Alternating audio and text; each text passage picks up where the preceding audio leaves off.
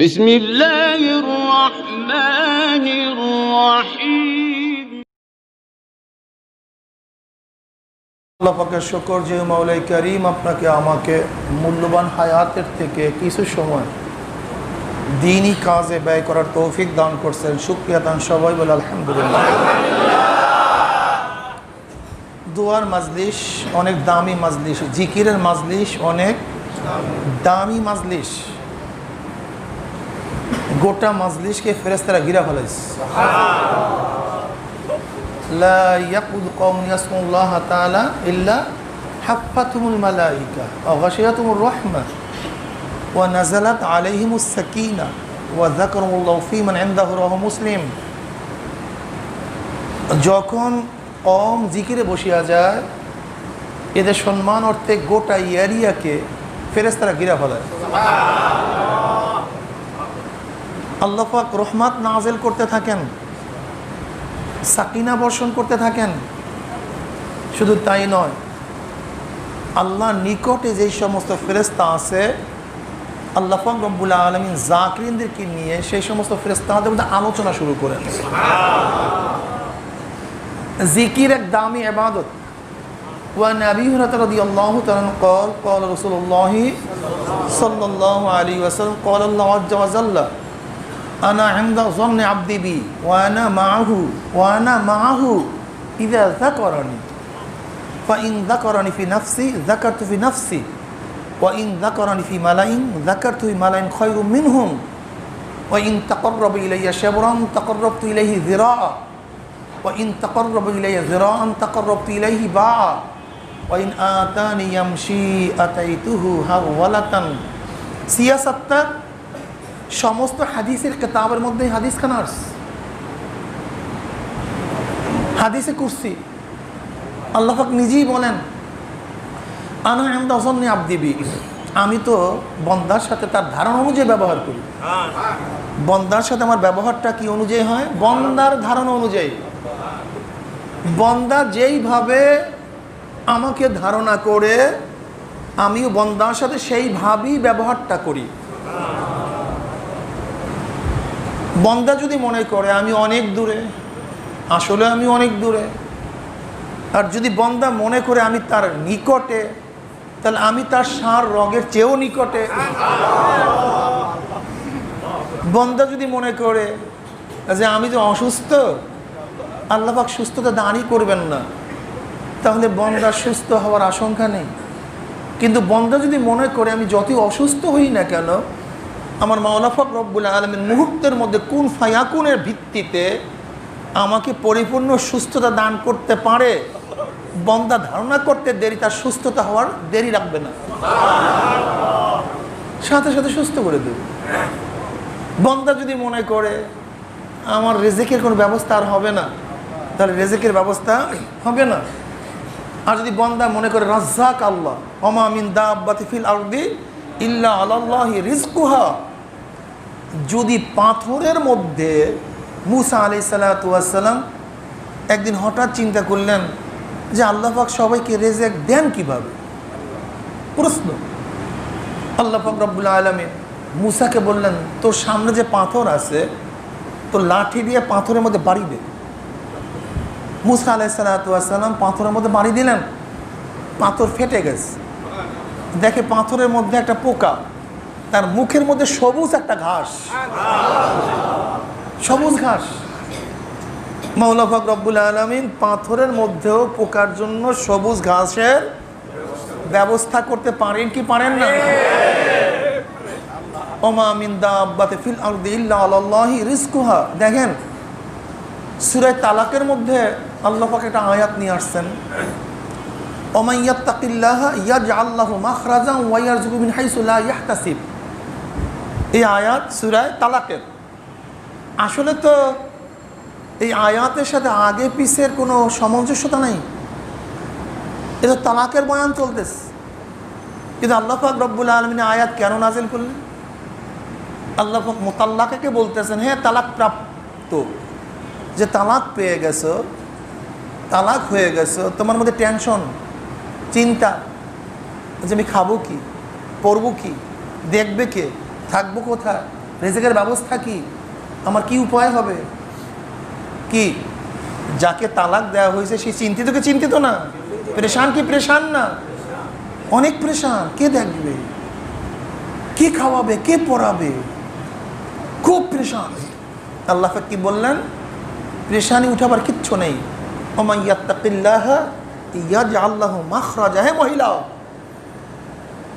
তুমি তালাক হয়ে গেছো, পরেশানি তোমার মধ্যে চলে আসছে, আল্লাহকে ভয় করো। আল্লাহ পাক রব্বুল আলামিন তোমার জন্য বহুত পথ খুলে দেবেন, অনেক ভালো উত্তম স্বামীর ব্যবস্থা করে দেবেন, এর চেয়েও ভালো রিজিকের ব্যবস্থা করে দেবেন। এখন যেই ঘরে আসো তার চেয়ে অনেক ভালো ঘরের ব্যবস্থা করে দিবেন। কিন্তু ওমান ইয়াত্তাকিল্লাহ, যে আল্লাহকে ভয় করে। কাকে ভয় করে?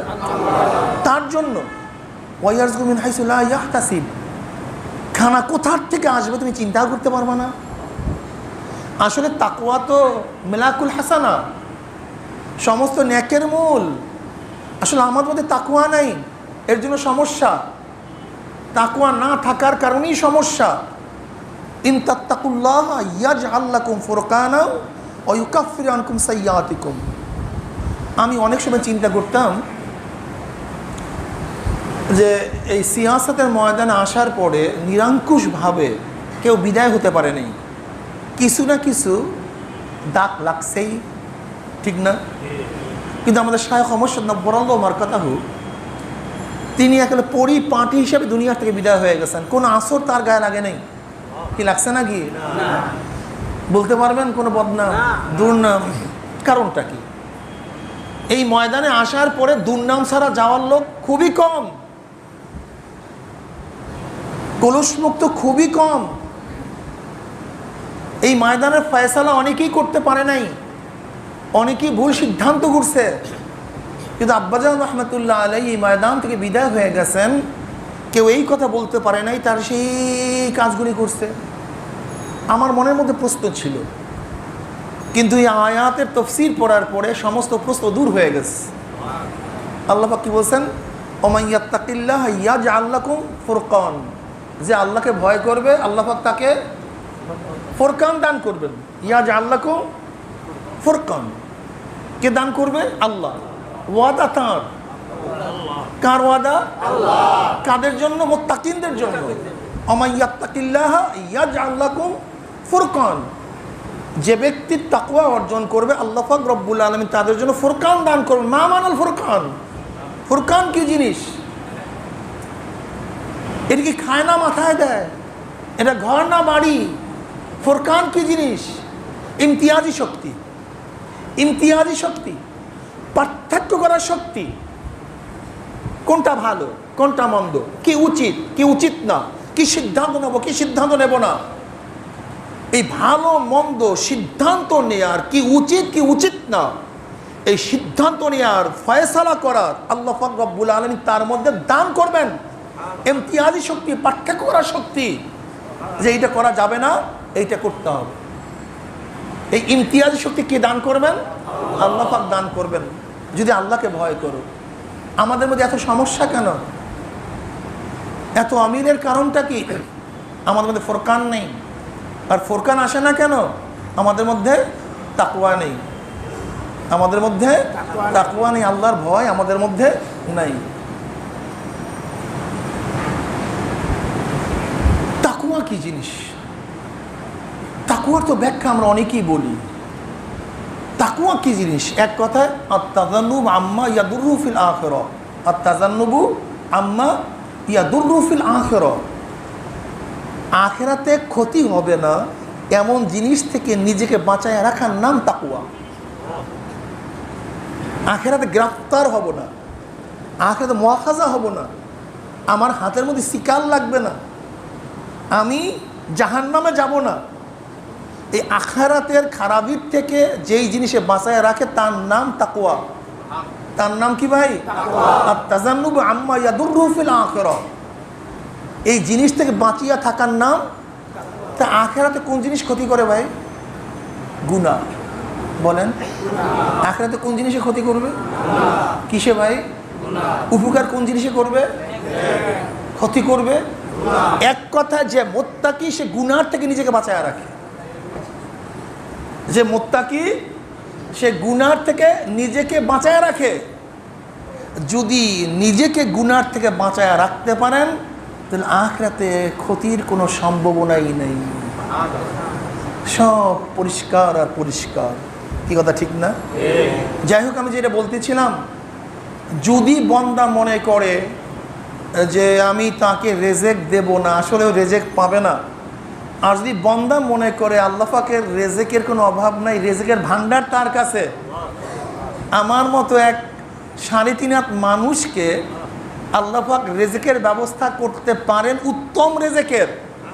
যদি বাঘকে আল্লাহ পাক প্রতিদিন 17.5 কেজি গোশের ব্যবস্থা করতে পারে, একটা তিমি মাছকে এত এত খাদ্যের ব্যবস্থা করতে পারে, এত এত জানোয়ারকে একটা পাখি ঘরের থেকে বের হয় ক্ষুধার্ত অবস্থায়, না পেট ভরে যদি বাড়িতে ফিরতে পারে, যদি কোটি কোটি মাছকে আল্লাহ পাক পানির মধ্যে রেজেকের ব্যবস্থা করতে পারে, বড় বড় হাতিগুলির জন্য আল্লাহ পাক যদি রেজেকের ব্যবস্থা করতে পারে, তাহলে আমার মতো তোমার মতো 3.5 হাত মানুষের এই পেটটার জন্য আল্লাহ পাক রেজেকের ব্যবস্থা করতে পারে যদি ধারণা করি।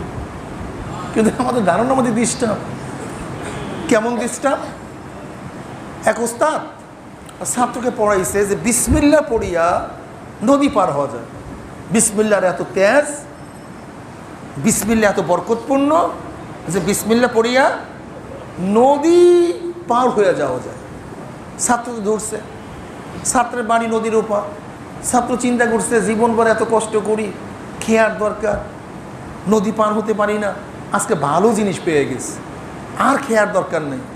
ছাত্র চিন্তা ভাবনাহীন হুজুরের কথারে বিশ্বাস করে বিসমিল্লাহির রহমানির রহিম বলে নদীর মধ্যে হাঁটা শুরু করছে। নদীর পানি শক্ত হয়ে গেছে, পার হয়ে চলে গেছে। ছাত্র প্রতিদিন এইভাবে আসে। একদিন ওস্তাদকে ডাক দিস, দাওয়াত দিস, ওস্তাদ আমার বাড়িতে দাওয়াত। ছাত্র তো খানা সব কিছু জোগাড় করার জন্য ব্যস্ত। ছাত্র তো চিন্তা কি, হুজুরে বিসমিল্লাহ পড়িয়া নদী পানি দিয়া চলে আসবে, ব্যাস।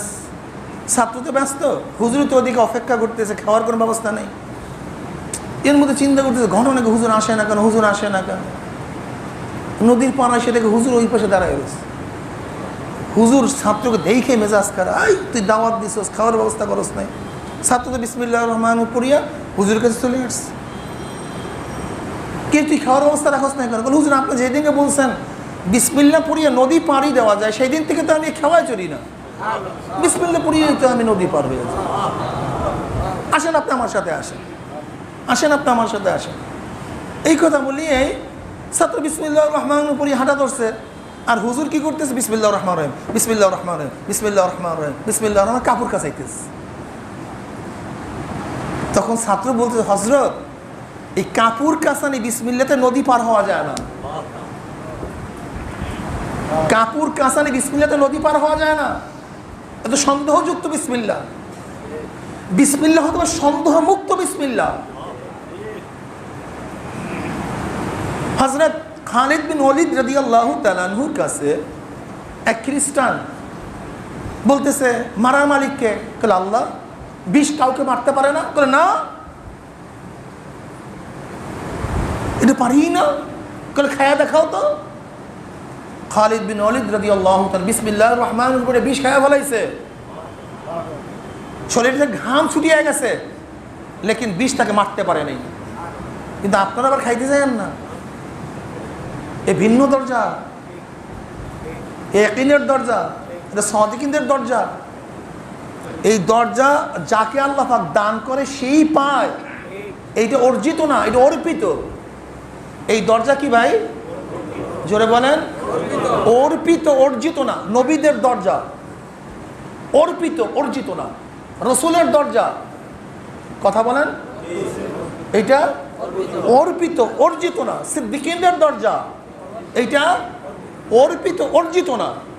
কেউ ইচ্ছা করলে সাধনা করলে নবী হতে পারবে না, কিন্তু নবীর দরজা আছে। সারা জিন্দিগি চেষ্টা করলে কেউ রসুল হতে পারবে না, কিন্তু সাধনার হাজারো চেষ্টা আছে। কেউ ইচ্ছা করলে সিদ্দিক হতে পারবে না, আবু বকর হতে পারবে না। এটা ইচ্ছা করলে সম্ভব না, এটা আল্লাহ পাক তাকে দান করছে। কি কথা ঠিক না? এই মাকাম এই ইয়াকিনের মাকাম, এই ইয়াকিনের মাকাম আল্লাহ পাক যাকে দান করেন সেই প্রাপ্ত হয়, যাকে আল্লাহ পাক দান করেন না হাজার চেষ্টা করলেও সম্ভব না। কাজে আজকে কি আবার আগুনে ঝাঁপ দিয়েন না নবী ইব্রাহিমের মতো? বয়ান বুঝতে হবে। যদি ওই পর্যায়ে পুষিয়া যান, আপনাকে বলতে হবে না এখন ঝাঁপ দিবেন কি দিবেন না, আপনি কখন দিবেন আপনি নিজেও জানবেন না। আমি কথাটা বুঝাতে পারছি? এইটাই না যে হুজুর এই হালাত আবার পয়দা হয়েছে কি হয় না, এই অবস্থায় পুষছি কি পুষি নেই। হযরত কাসেম নানতুর রহমাতুল্লাহ আলাইহির কাছে একজনে এক মাদ্রাসার ওস্তাদ বারবার বলছে, হযরত আমি মাদ্রাসায় থাকবো কি থাকবো না, মিলতেছে না, তাই কি করব, পরামর্শ করব। তাই হুজুর কোনো কথা বললেন না, বলেন অপেক্ষা করো অপেক্ষা করো, কোনো কথা বলেন না, তাকে আসার জন্য অনুমতি দেন নেই। একদিন বাস সে চাকরি ছাড়িয়ে দিয়ে হুজুরের সামনে হাজির। এখন হুজুর বলছে ঠিকই করছে, মানে এতদিন অনুমতি দেয় নেই আর এখন বলছে ঠিকই করছো, কারণটা কোথায়? একই মানুষ, এর কারণটা কি? যতক্ষণ পর্যন্ত মশওয়ারা জিজ্ঞাসা করছে ততক্ষণ পর্যন্ত তার মধ্যে একই ছিল না। কি ছিল না? একই ছিল না। যখন চলে আসছে একই পয়দা হয়ে গেছে। এখন হুজুর বলছে ঠিকই আছে, তোমার আর রেজেকের চিন্তা নাই, তুমি একই যে আল্লাহ পাক তোমাকে রেজেক দান করবে। কি কথাটা বুঝাতে পারছি? তো মশওয়ারা তো ততক্ষণ করছে যতক্ষণ একই ছিল না, কি করবে না না করবে। যখন সিদ্ধান্ত নিয়ে চলে আসছে একই পয়দা হয়ে গেছে। যাই হোক, এর জন্য কেউ যদি মনে করে আল্লাহ পাক রেজেকের ব্যবস্থা করবে না, ওই কপাল পরা রেজেকের ব্যবস্থাও। আর আল্লাহ পাক সম্পর্কে যদি ধারণা করে রেজেকের ব্যবস্থা করতে পারে, তাহলে কোথা থেকে রেজেক চলে আসবে সে অনুভব করতে পারবে না। আজকে আমাদের মধ্যে অনেক ধারণা, ইয়াকিন নাই। আজকে ওলামায়ে কেরাম সত্য কথা বলতে পারি না, আমার পীর মুরিদ থাকবে কি থাকবে না, আমার মুরিদ থাকবে কি থাকবে না, এই টেনশনই শেষ। এই চরমনের এত মুরিদ বাড়ার কারণটা কি? এর কারণটা কি? এই কারণ আমি যতটুকু বুঝছি, আব্বাজান রহমাতুল্লাহ আলাইকে যতটুকু দেখছি, আসলে কে মুরিদ থাকবে কে মুরিদ থাকবে না এই চিন্তা তার মাথার মধ্যে কোনোদিনই আসে নাই। কোন মুরিদকে কোন ব্যবহার করলে মুরিদ থাকবে, আবার নাকি মুরিদ নষ্ট হয়ে যায়, না মুরিদ চলিয়া যায়, এই তোয়াক্কে তিনি কোনোদিনই করতেন না। তিনি মুরিদের কাছে মুরিদ হন নাই। আমরা পীরেরা বর্তমানে মুরিদের কাছে মুরিদ হই। বোঝেন নাই কি? বড়লোক মুরিদ যদি থাকে সবসময় চিন্তা করি যে তার জন্য শান মাসলাক, তার চলাফেরার উপরে কোনো, সে যেরকম চলুক সে আমার মুরিদ হয়েছে, তার স্ত্রী মিস্ত্রি 14 গোষ্ঠী বিপর্দা থাকলো এই বয়ান আর করি না তার সামনে। যদি সুদখোর কোনো বড় লোক মুরিদ হয় তা সুদের বয়ান আর ওই পীর সাহেব তার সামনে কোনোদিনও করে না। যদি বিএনপি আওয়ামী লীগ অমুক তমুক কমিউনিস্ট ফমিউনিস্ট আবিজাবি কোনো দল করে তাহলে এই সম্পর্কে ওই পীর কোনোদিনে বয়ান করে না, কারণ মুরিদ ছুটিয়া যাবে। এই কথা বললে ছুটিয়া যাবে।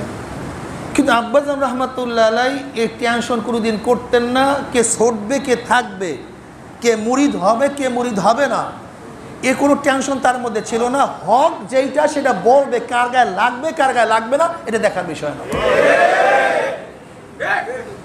চরমনের মুরিদকে যেইভাবে আমরা ধাবার দিই, যেই ব্যবহার করি, কথা বুঝছেন?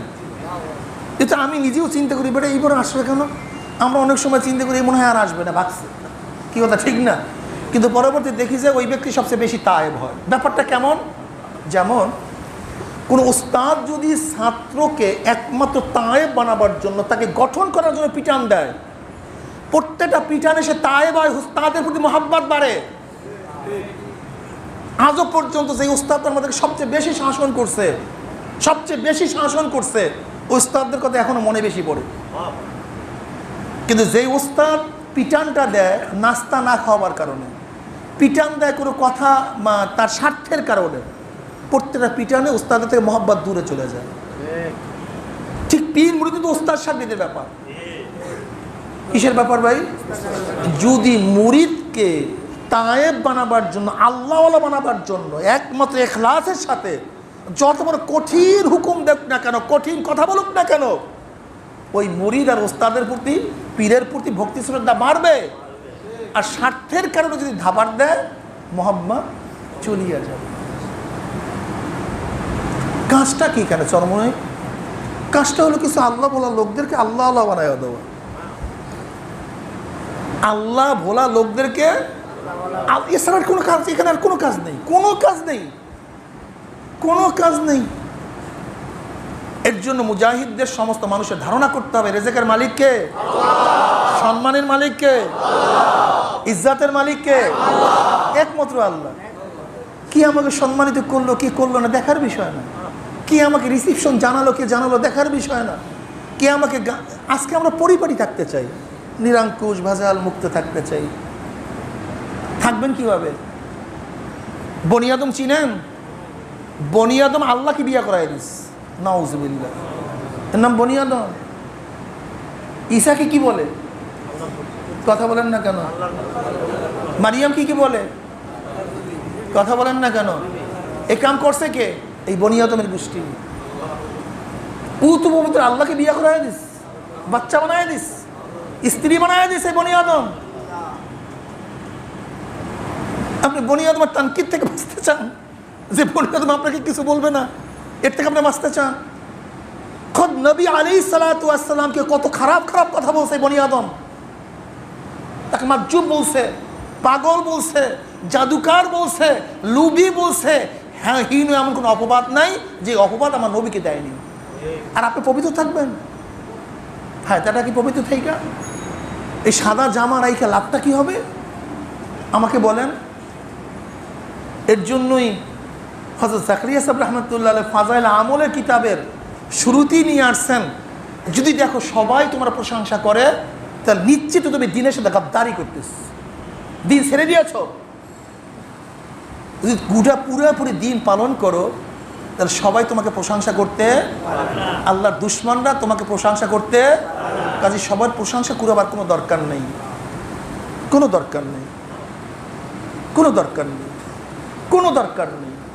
আমি সবসময় খেয়াল রাখবো আমার মাওলা আমার উপর রাজি না বেজার, আমার মাওলা আমার উপর রাজি না বেজার, এই খেয়ালে চলতে থাকবো। কোন প্রেসিডেন্ট, কোন প্রাইম মিনিস্টার, কোন মন্ত্রী, কোন মিনিস্টার, কোন বড় লোক, কোন ছোট লোক, কোন অফিসার আর কোন নন অফিসার আমার ব্যাপারে কোন ধারণা করবে, এই চিন্তা নিয়ে মোমেন চলতে পারে না। মোমেন চলবে কোরআন হাদিস অনুযায়ী, বাস সিরাতাল মুস্তাকিম। কেউ প্রশংসা করলে করুক, না করলে যা মনে চায় তাই করুক গিয়া, কেউ তা ঠিক না। আনা এন্দা জন্নে আব্দিবি, যদি বন্দা মনে করে আমি তার গুনাহ মাফ করব না, এটা যদি বন্দা মনে করে ওর গুনাহ মাফ হবে না। আর যদি বন্দা মনে করে আমি মাওলার রহমতের চেয়ে বেশি গুনাহ করতে পারি না, আমার গুনাহ শেষ আছে, আমার গুনাহ সংখ্যা আছে, আমার গুণের একটা সংখ্যা আছে, কিন্তু আমার মাওলার রহমতের কোনো শেষ নাই, কোনো সংখ্যা নাই, কোনো পরিধি নাই, কাজে আমি যতই বড় গুনাহগার হই না কেন আমার মাওলার রহমত তার চেয়ে অনেক বেশি। সাবাকাত রহমাতি আলা গাযাবি, আল্লাহ পাক কি বলেন হাদিস কুরসির মধ্যে? সাবাকাত রহমাতি আলা গাযাবি, আমার রহমত, আমার মেহেরবানি, আমার দয়া আমার রাগের উপর প্রাধান্য পেয়ে গেছে। যদি বান্দা মনে করে যে আমি যতই গুনাহ করি না কেন মাওলার কাছে তওবা করার সাথে সাথে আমার মাওলা আমাকে মাফ করিয়া দিবে, বান্দায় তওবা করতে দেরি, আমার মাওলার মাফ করতে এক সেকেন্ডও দেরি হয় না।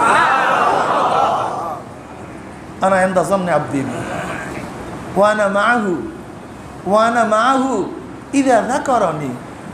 বান্দা যখন জিকির করে, জিকির শুরু করিয়া দেয়, আমি তার সাথী হয়ে যাই। ওয়া আনা মাআহু, কিভাবে সাথী হই জানি না। অন্য রওয়ায়াতের মধ্যে কি আছে? আনা জালিসুম মান যাকারানি, আনা জালিসুম মান যাকারানি। বন্দা যখন জিকির শুরু করিয়া দেয় আমি কুদরতি ভাবে বন্দার পাশে বসিয়া যাই, বন্দার পাশে বসিয়া যাই। ওয়া আনা মাআহু, যখন বন্দা জিকির করে আমি তার সাথী হয়ে যাই। কি মজার কথা না? কি মজার কথা! অত জিকির আমাদের মধ্যে নেই। ফাইন যাকারানি ফি নাফসি যাকারতু ফি নাফসি, বন্দা যখন একা একা জিকির করে আমিও তখন তাকে একা একাই জিকির করি। একা একা স্মরণ করি। বন্দা যখন মাজলিস মিলায়া হালকার মধ্যে একত্রিত হয়ে আমাকে জিকির করে, আমি তাদের চেয়ে উত্তম মাজলিস ফেরেশতাদের মাজলিসের মধ্যে তাদের জিকির শুরু করিয়া দেয়। বন্দা যখন আমার দিকে এক বিলাস অগ্রসর হয়, আমার রহমত তার দিকে এক হাত অগ্রসর হয়ে যায়। বন্দা যখন আমার দিকে এক হাত অগ্রসর হয়ে যায়, আমার রহমত তার দিকে 2 হাত এক বাও অগ্রসর হয়ে যায়। বন্দা যখন আমার দিকে হাঁটিয়া হাঁটিয়া হাঁটিয়া হাঁটিয়া রওনা করে, আমার রহমত তখন দৌড়ে গিয়ে তাকে কুলে জড়াইয়া দেয়। আমাদের শাইখ মোহাম্মদ নব্বরুল্লাহ মারকাদাহু এই হাদিসের সুন্দর একটা ব্যাখ্যা দিতেন, দিলকাশ, খুব মজাদার একটা ব্যাখ্যা দিতেন।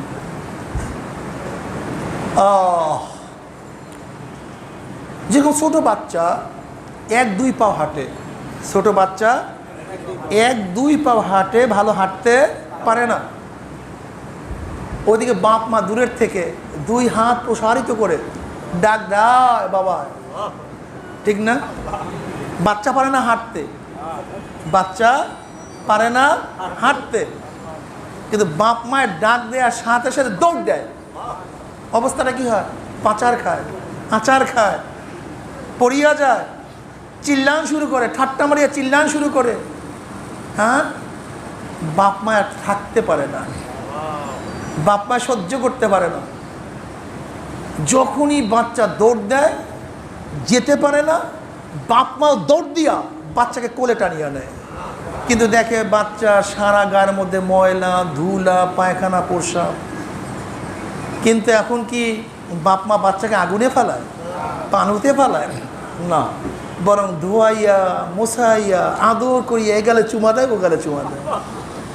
আমার মাওলায় আমাদের উপরে, বন্দার উপরে বাপ মার চেয়ে 100 গুণ বেশি মহব্বত রাখে, অনেক ভালোবাসেন। বন্দা তো চেষ্টা করছি, কিন্তু কি করব? ওদিকে মাওলা তো বলে আয় বন্দা, বন্দা, কিন্তু মাওলা পর্যন্ত যাওয়ার তো কি সেই যোগ্যতা আমাদের মধ্যে নেই? আছে। ইয়াউমা লা ইয়ানফাউ মালু ওয়ালা বানুনা ইল্লা মান আতাল্লাহ বিকলবিন সালিম। কলবে সালিম, নিরঙ্কুশ, ভেজাল মুক্ত, পুতু পবিত্র, পুতু পবিত্র কলব।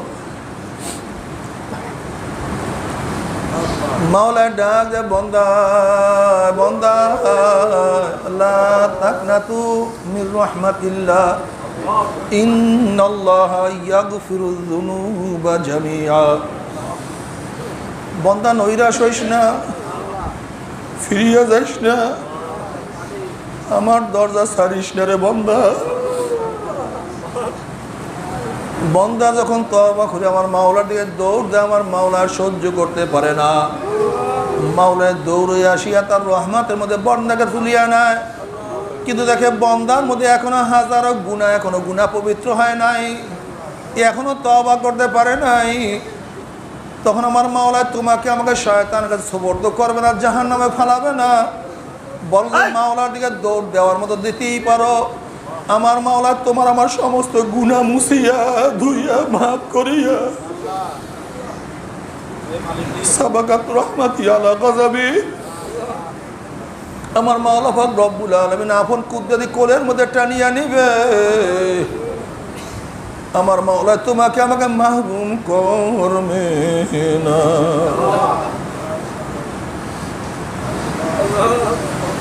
এর জন্য বেশি বেশি মাওলার কাছে তওবা করতে হবে। হাদিসের মধ্যে আসছে, বন্দা যখন তওবা করে আমার মাওলা এত খুশি হইয়া যায়, যেরকম কোনো এক ব্যক্তি উট নিয়ে শুয়া ছিল, হঠাৎ ঘুম দিয়ে উঠিয়া দেখে তার উট নাই, তার খানা, তার সব কিছু উটের মধ্যে আছে। ব্যক্তি বারবার তালাশ করে কোথায় উট পাওয়া যাবে, এখন আর উট পাওয়া যাইতে আসে না। মানুষ তখন কি অবস্থায় পড়ে ওই ব্যক্তি ছাড়া কেউ বুঝতে পারে না। কোন এক গাছের ছায়ার নিচে ব্যক্তি সব অবস্থায় আছে, মৃত্যু কামনা করতে আছে যে এখনো তো আমার জিন্দিগির শেষ অবস্থা। ঘুম দিয়ে উঠিয়া যদি হঠাৎ দেখে তার উট তার সামনে হাজির হয়ে গেছে, তখন ওই ব্যক্তি যে খুশি তার চেয়ে বেশি খুশি হয় যখন বান্দা মাওলার কাছে তওবা করে, মাওলারা আর নামাজ কাজা করব না, আমি আর রোজা ছাড়বো না, আমি আর সিনেমা দেখবো না, আমি আর ঘুষ খাবো না, আমি আর সুদ গ্রহণ করব না, আমি আর জেনা করব না, আমি আর দাড়ি কাটবো না, আমি আর সিনেমা দেখবো না, ভিসিআর দেখবো না, আমি আর তোমার নাফরমানি করবো না, তুমি আমাকে মাফ করিয়া দাও। আমার মাওলা এত দয়ার মাওলা, আমার মাওলা তোমার আমার জিন্দগির সমস্ত গুনাহ খাতা মাফ করিয়া দিবে, এতে আমার মাওলা কার পরোয়া করবে না। বনি ইসরায়েলের এক ব্যক্তি 80 বছর পর্যন্ত ভূতের কাছে, মূর্তির কাছে সেজদায় পড়িয়া 2 হাত জোর করিয়া সনাম, ইয়া সনাম, ইয়া সনাম, হে আমার ভূত, হে আমার ভূত, হে আমার ভূত। 80 বছর পর্যন্ত সনাম সনাম করছে, একদিনও ভূত তার ডাকের সাড়া দেয় নাই, একদিনও ভূত তার ডাকের সাড়া দেয় নাই। 80 বছর পরে হঠাৎ তার মুখ থেকে বের হয়ে ইয়া সমাদ, আমার মাওলার একটা সিফাতের নাম ইয়া সমাদ। এই সমাদ বের হওয়ার সাথে সাথে আমার মাওলার ডাক দেব, লাব্বাইক আবদি, বান্দা আমি তোর কাছে হাজির আছি। তখন ওই মূর্তি পূজক লাথি মারিয়া মূর্তি ভাঙ্গিয়া ফেলাইয়া গড়াগড়ি করে আর চিল্লার বলে, আমি 80 বছর পর্যন্ত সনামকে এত টাকা ডাকলাম, কিন্তু ভূত একদিন আমার ডাকে সাড়া দেয় নাই। আর 80 বছর পরে আমি ভুলে একবার আমি মাওলাকে সমাদ করি আর ডাক দিছে, আমার মাওলায় ভোলে নাই। আমার সে আর নেবো কেউ হইতে পারে না, আমার সে বড় নেমো খারাপ কেউ হইতে পারে না। কাজে গুনাহ করিয়া ফেলেছি, তওবা করার মতো তওবা করো, নিয়াত করার গুনার কাজের কাছেও যাব না। হে আমার তোলাবারা, হে আমার ওলামায়ে কেরাম, মাদ্রাসায় পড়িয়াও যদি গুনার মধ্যে লিপ্ত হইয়া যায়, কওমি মাদ্রাসায় পড়িয়াও যদি চোখের মধ্যে পানি না আসে, কওমি মাদ্রাসায় পড়িয়াও যদি হুজুরে কল নামাজের মধ্যে না আসে, মাদ্রাসায় পড়ার পরেও যদি কলমের মধ্যে সুকুন না আসে, মাথার মধ্যে ফিকির না আসে, জবানের মধ্যে জিকির না আসে, হাত পায়ের মধ্যে সবর না আসে, তোমার সে আমার সে কপাল করার কেউ হইতে পারে না। আল্লাহ পাক অনেক কি এলেমের নেয়ামত দান করে নাই, আল্লাহ পাক অনেক কি এলেমের নেয়ামত দান করে নাই। আল্লাহ পাক রব্বুল আলামিন তোমাকে আমাকে এলেমের নেয়ামত দান করছে, খবরদার এলেম এবং আমল, এলেম এবং আমল ইখলাস ছাড়া কিন্তু মাওলার কাছে নাজাত পাওয়া যাবে না। কাজে আমার জন্য দোয়া চাই, আমিও দোয়া করি, আল্লাহ পাক রব্বুল আলামিন আমাদের সবাইকে মাফ করিয়া দেয়, আমাদের সবাইকে ক্ষমা করিয়া দেয়, আল্লাহর ওলি হিসেবে আমাদের সবাইকে কবুল করিয়া দেয়, মাওলার গোলামি করিয়া তার কাছে হাজিরা দেওয়ার তৌফিক দিয়া দেয়। আল্লাহুম্মা আমিন। আসসালামু আলাইকুম, আসসালামু আলাইকুম।